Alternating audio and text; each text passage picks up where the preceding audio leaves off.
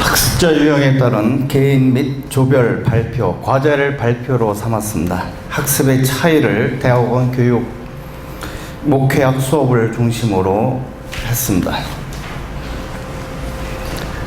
내용은 연구의 필요성, 목적, 그 다음에 이론적 배경, 데이빗 콜브의 학습 유형을 책을 좀 참고해 주시면 좋겠습니다. 그 다음에 연구 방법 및 결과, 결론 및 제언을. 첫 번째로는 연구의 필요성은 우리가 그 학습자 중심의 교육을 해야 한다는 것을 우리가 알고 있지만 수업에서 실제적으로 적용하는 것은 좀 어려운 것 같습니다. 신학생들마다 역량, 조건, 문화적 배경이 다르기 때문에 그것에 맞춰서 하는 것도 좀 힘든 것 같고요. 그렇다면 계속 지금 다른 수업에, 다른 발표에서 나왔듯이 개별 학습이 효과적인 건 우리가 알고 있는데 교수자와 학습자의 1:1 학습은 이루어지기가 쉽지 않은 현상입니다. 그리고 만약 이루어진다 해도 박사과정에서 1:1 다이렉트 스터디에서만 가능한 일이고 그 외에는 개별 학습을 할 수 없기 때문에 학습자 유형과 개별 및 조별 발표를 연계하고 확장할 수 있는지에 대한 관심을 갖고 제가 연구를 시행했습니다. 연구의 내용 및 목적은 콜브의 학습 유형 4가지 유형에 따라서 개별, 조별 발표 학습의 효과를 알아보고자 한다. 콜브의 학습 유형은 140쪽을 좀 참고해 주시면서 좀 보시면 좋을 것 같습니다. 4가지 유형으로 나타나는데 이 콜브의 학습 유형 진단서는 12가지 항목으로 질문서가 나와 있고요. 그거는 지금 대학원 수업에서는 영문으로 된 걸 제가 그대로 사용해서 검사를 했습니다. 조절적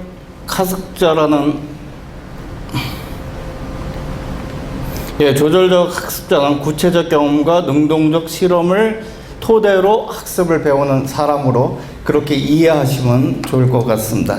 이 표를 보시면서 다음 번을 진행하겠습니다.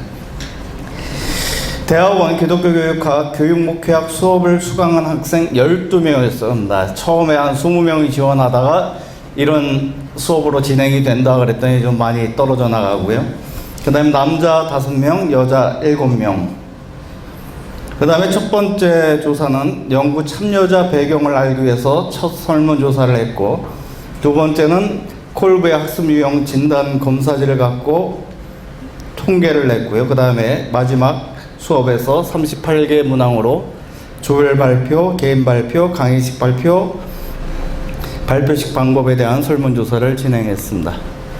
예비조사를 보시면 교육 목회학 수업을 제가 처음 설계할 때는 전부 교육 경험이 있을 거다라는 전제로 실시를 했는데 대학원 학기를 보시면 1학기생이 7명이었고요. 3학기생이 5명이었고 학부 전공들을 보면 기독교 교육을 전공하신 분이 2명밖에 안 돼서 교육 목회 수업을 깊게 들어갈 수가 없는 그런 상황 구조가 돼서 처음에 세웠던 수업 계획서, 강의 계획서를 뜯어 고쳐야 되는 그런 상황이 되면서 이제 기독교 교육이란 교육 목회가 무엇인지에 대한 오히려 강의 중심으로도 같이 수업을 병행하게 되었습니다.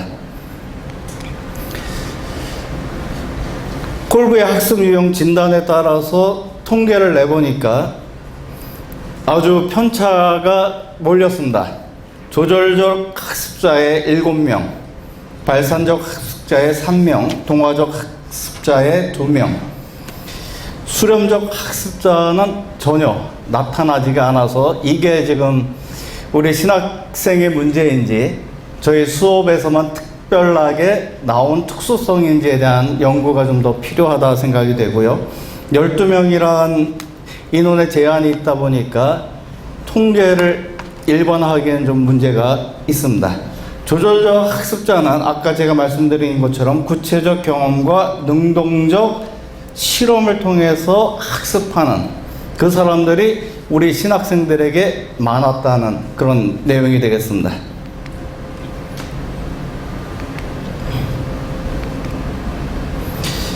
그리고 과제 중심으로 제가 하다 보니까 15주 동안 2번 이상의 개인 발표, 그 다음에 학습자 유형에 따라서 조를 구성해서 교육 목표에 대한 프로젝트를 발표하게 만들었고, 마지막에는 개인 보고서, 교육 목표를 내가 어떤 방향으로 할 것인지에 대한 교육 철학과 방법론, 그 다음에 교육 이론까지 접목해서 보고서를 작성하게 했습니다. 근데 과제 중심으로 계속 하다 보니까 좀 학생들의 좀 반발이 많았습니다. 왜 다른 과목보다 발제가 많고 과제가 많은가 하는 그런 것들도 좀 있었습니다. 그런데 학습 유형에 따른 발표 유형의 평균을 구한 결과 조별 학습, 개별 발표 모두 발산적 학습자의 평균이 가장 높게 나타났고 조설적 학습자의 평균이 가장 낮게 나타났다 하고, 이 표들을 한번 보시면 좋을 것 같습니다. 학습 유형에 따른 수업 방법, 발표식이냐 강의식이냐 했을 때 저희 부분에서 볼 수 있듯이 강의식 방법은 조절적 학습자의 평균이 가장 낮았다. 그렇다면 이걸 일반화하기에는 좀 그렇지만, 조절적 학습자가 많은데 지금 저희 대학원을 수업을 들었던 학생들은 강의식이 좀 별로란 얘기가, 선호하지 않는다는 얘기가 좀 나타나는 결과가 또 돼서 이 부분을 한번 자세히 보시면 좋을 것 같습니다. 그리고 T 검정하면서 성별을 했는데, 원래는 성별보다는 보통 저희 수업을 들었던 남하구들이 전부 목사님, 전도사님, 그러니까 교육 경력이 많았던 분들이에요. 그래서 성별로 하기도 그렇고, 그러다 한번 검선해보자 그랬는데, 조별 발표, 개인 발표, 발표식 방법, 강의식 방법에서 성별에 따른 집단 간 평균 차이가 유의하지 않은 것으로 나타났다. 결국은 전문가나 비전문가나 수업을 통해서 차이가 없었다는 겁니다.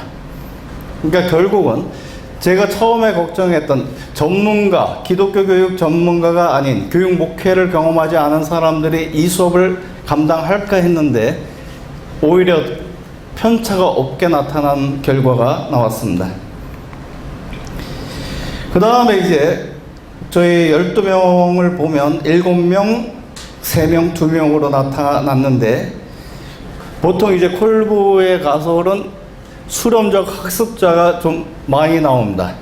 미국이나 한국 대학교에서 실험형 결과들 보면 전부 내 유형이 다 나타나는데, 저희만 수렴자 학습자가 전혀 나타나지 않아서 이 부분을 어떻게 봐야 될 건가가 가장 큰 문제였던 것 같고요.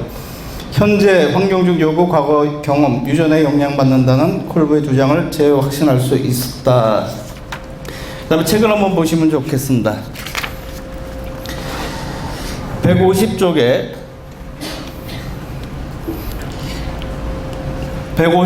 중간 패러그래프입니다.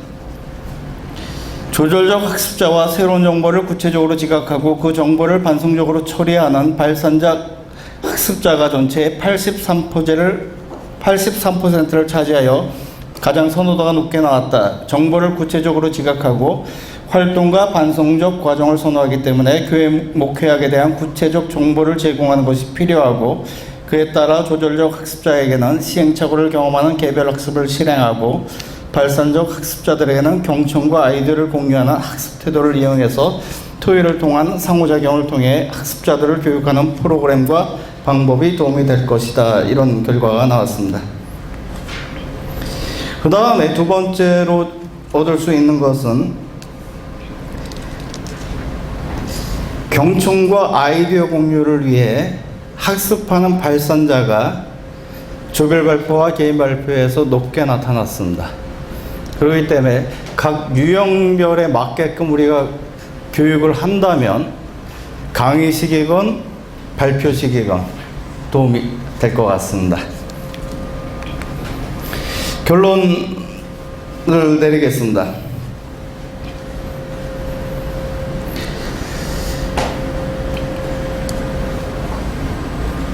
특별히 이제 보시면 자꾸 압력이 시간을, 발산적 학습자가 동화적 학습자와 조절적 학습자보다 조별 발표와 개인 발표에서 또 강의식 학습과 발표식 학습에서 더 학습 효과가 쉽게 이루어진다라고 했을 때 여러분 수업에 발산적 학습자가 들어오면 그 수업은 아주 진행하기가 너무 쉽습니다.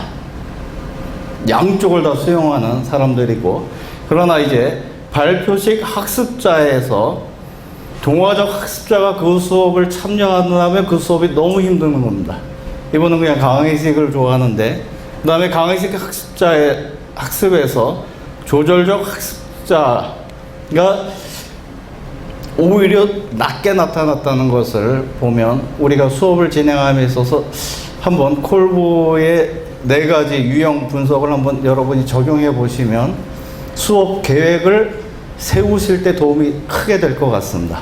어떤 방향으로 우리 학생들의 요구가 무엇인지, 강의식을 원하느냐 발표식, 토론식을 원하느냐를 그냥 여러분이 학생들의 주관적 평가를 하는 것보다 콜베의 이론 12가지 질문만 해보면 바로 점수가 나오게 되는데, 우리 학교의 그 신학교만의 특성을 좀 알아볼 수 있는 기회가 되지 않겠나 그렇게 생각을 하고요. 또 제가 이 수업을 준비하면서 좀 고민했던 게, 처음에 4가지 유형으로 나왔구나 해서 준비를 했는데 미국 가서 자료를 찾으니까 9가지 유형으로 또 개발이 돼서 그거에 대해서 우리가 더 적용하면 좋겠다 생각했는데, 학생이 12명이어서 9그룹 나누니까 또 없는 항목이 또 많아져서 좀 어려웠습니다. 그러나 9가지 유형을 한번 공부한다면, 점검해 본다면 좋은 기회가 되지 않을까 생각합니다. 이상입니다.